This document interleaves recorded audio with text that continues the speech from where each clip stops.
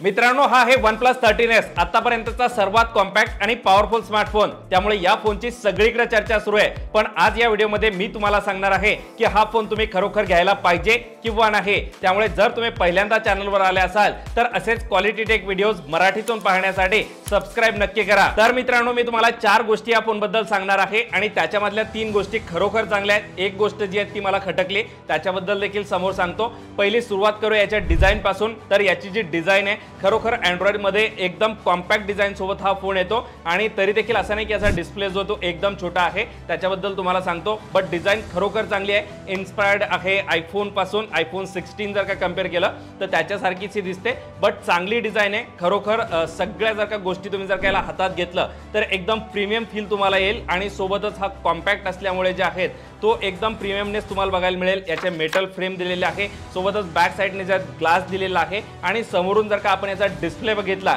तर 6.32 इंचचा याचा डिस्प्ले दिलेला आहे। एमोलेड डिस्प्ले आहे, 120 हर्ट्जचा पॅनल आहे आणि LTPO हे पॅनल आहे। सोबतच याच्यामध्ये जे डॉल्बी विजन देखील दिलेला आहे। त्यामुळे जर का तुम्हाला मल्टीमीडियासाठी हा फोन यूज करायचा असेल तर एकदम परफेक्ट आहे। याचा जो ब्राइटनेस वगैरे आहे 1600 निटचा हाय ब्राइटनेस मोड दिलेला आहे। पीक ब्राइटनेस नाही, हाय ब्राइटनेस मिळतो या ठिकाणी। त्यामुळे जर का तुम्ही आउटडोर देखील याला यूज केला तरी देखील एकदम जबरदस्त डिस्प्ले या ठिकाणी मिळतो, मी तुम्हाला असं सांगेल।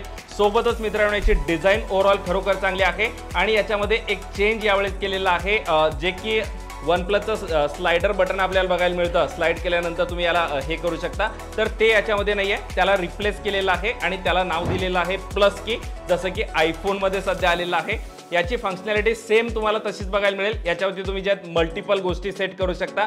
जर का तुम्हाला सायलेंट साठी यूज करायचा असेल किंवा AI साठी यूज करायचा असेल, चांगला आहे। But at the same time ज्यांनी OnePlusचा फोन या अगोदर यूज केलेला आहे, ज्यांना स्लाइडर बटनची अगोदर सवय झालेली आहे, त्यांना हे थोडंसं जे कॉम्प्लिकेटेड वाटेल, बट ओके आहे। डिझाईनच्या बाबतीत तर मला हा फोन जो आहे एकदम चांगला वाटला। दुसरा महत्त्वाचा पॉईंट मित्रांनो या फोनचा जो चांगला आहे तो म्हणजे याच्यामध्ये एकदम हाय लेवलचा परफॉर्मन्स मिळतो। हाय लेवलचा म्हणजे अँड्रॉइड मध्ये सगळ्यात बेस्ट प्रोसेसर जे आहे स्नॅपड्रॅगन 8 एलिट ते याच्यामध्ये दिलेलं आहे। सोबतच LPDDR5X रॅम दिलेली आहे आणि UFS 4.0 स्टोरेज दिलेलं आहे। त्यामुळे टॉप नॉच परफॉर्मन्स मिळतो। बट या ठिकाणी एक जे आहेत मित्रांनो, जी चांगली गोष्ट नाही आहे ती म्हणजे याचं जे USB दिलेलं आहे ते 2nd जनरेशनचं दिलेलं आहे, जे की या प्राइस सेगमेंटमध्ये नक्कीच 3rd जनरेशनचं देता आलं असतं। OnePlusने ते जर का दिलं असतं तर अजून चांगली गोष्ट झाली असती। बट एक चांगला परफॉर्मन्स मिळतो। जसा परफॉर्मन्स तुम्हाला OnePlus 13 मध्ये मिळेल तसा सेम परफॉर्मन्स तुम्हाला याच्यामध्ये नाही मिळणार मित्रांनो। सेम प्रोसेसर असलं तरीही, कारण हा जो कॉम्पॅक्ट केलेला आहे त्याच्यामुळे याचे थर्मल मॅनेजमेंट वगैरे याच्या सगळ्या गोष्टी आहे, तर याच्यामध्ये थोडंफार कॉम्प्रोमाइज करायला लागतं कॉम्पॅक्ट फोनमध्ये। त्यामुळे बट टॉप नॉच परफॉर्मन्स जो आहे तो या फोनमध्ये आपल्याला बघायला मिळतो।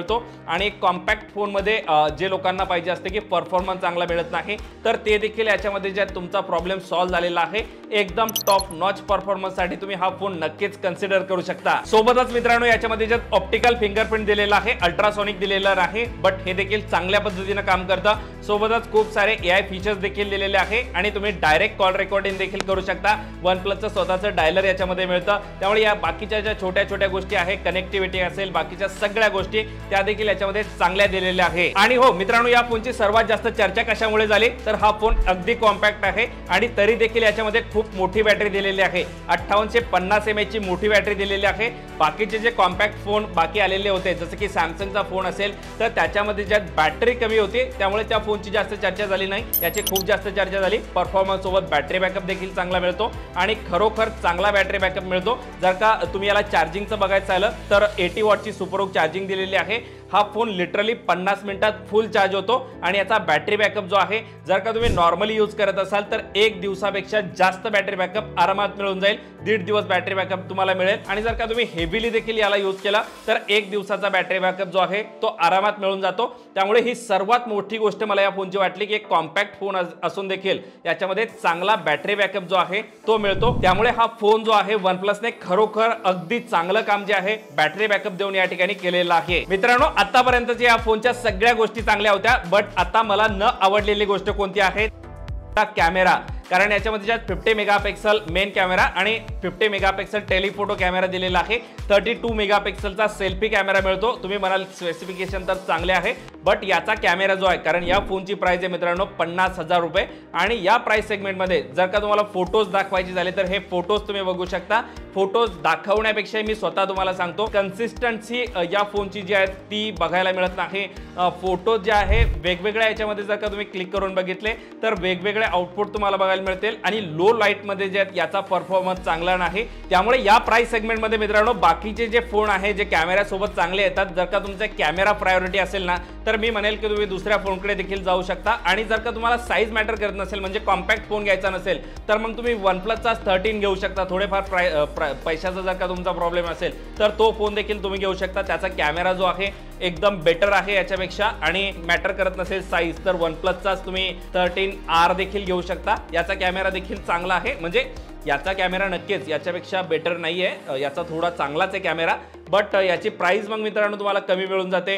आणि याच्यामध्ये देखील बाकीच्या सगळ्या गोष्टी चांगल्या आहेत. त्यामुळे जर का या फोन बद्दल ओव्हरऑल सांगायचं झालं तर OnePlusने काय केलंय माहितीये का, हा फोन आहे OnePlus त्यांचा 13R, जो की 40,000 रुपयाच्या प्राइस सेगमेंटमध्ये येतो. याची 50,000 रुपये किंमत ठेवली आणि त्यांचाच OnePlus 13 जो आहे त्याची 60-65,000 रुपयाच्या प्राइस सेगमेंटमध्ये तो येतो. तर त्यांनी इन बिटवीन मधात याला ठेवण्याचं काम केलंय.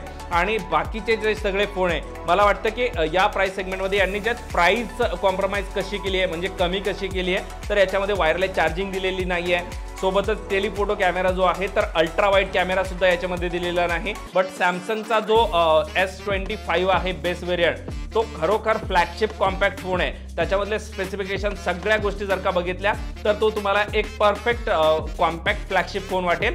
बट त्याच्यामध्ये प्रॉब्लेम आहे की त्याच्यामध्ये बॅटरी बॅकअप चांगला मिळत नाही. त्याच्यामुळे तो फोन जो आहे तो बॅटरी बॅकअपमुळे लोक त्याला स्किप करतात. त्यामुळे जर का तुम्हाला कॅमेरा जर का खूप जास्त इम्पॉर्टंट वाटत नसेल, तसे नॉर्मली फोटो चांगले येतात, बट जर का तुम्हाला खूप म्हणजे 50,000 रुपयाच्या प्राइस सेगमेंटमध्ये जर का तुम्ही ऍक्सेप्ट करत असाल की भारी फोटोज देखील येतील, तर ते फोटो लिटरली याच्यामध्ये येत नाही. त्यामुळे जर का तुम्हाला कॅमेरा देखील मॅटर करत असेल तर हा स्किप करून तुम्ही OnePlusच्या वरती जाऊ शकता किंवा खाली जाऊ शकता. हे दोन देखील ऑप्शन आहे. बट जर का तुम्हाला एक कॉम्पॅक्ट फ्लॅगशिप चांगला बॅटरी बॅकअप असलेला फोन घ्यायचा असेल, नॉर्मल कॅमेरा देखील त्याचा चांगला असेल, तर नक्कीच OnePlus 13S हा एकदम परफेक्ट फोन आहे. त्याची डिझाईन असेल, डिस्प्ले असेल, बॅटरी बॅकअप असेल, परफॉर्मन्स असेल, या सगळ्या गोष्टींमध्ये एकदम परफेक्ट फोन मला हा वाटला. आणि नक्कीच त्यामुळे मी तुम्हाला सांगतो की कॅमेरा प्रायोरिटी नसेल तर हा फोन तुम्ही बिंदास घेऊ शकता. या व्यतिरिक्त तुमचे काही प्रश्न असतील तर नक्की ते कमेंटमध्ये विचारा, मी त्याचा रिप्लाय नक्की करेल. आणि असेच क्वालिटी टेक व्हिडिओज मराठीमधून बघण्यासाठी आपल्या चॅनलला लाईक, शेअर आणि सबस्क्राईब नक्की करा. पुन्हा व्हिडिओ एका नवीन व्हिडिओमध्ये. तोपर्यंत जय हिंद, जय महाराष्ट्र, धन्यवाद.